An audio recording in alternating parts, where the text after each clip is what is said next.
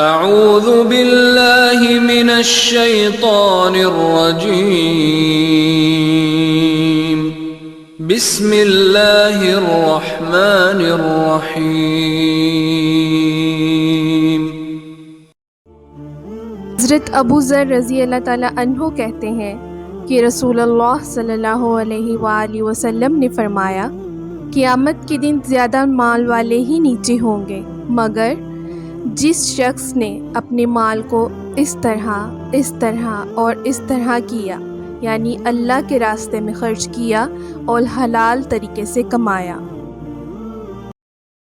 اللہم صل علی محمد وعلی آل محمد كما صلیت علی ابراہیم وعلی آل ابراہیم انک حمید مجید۔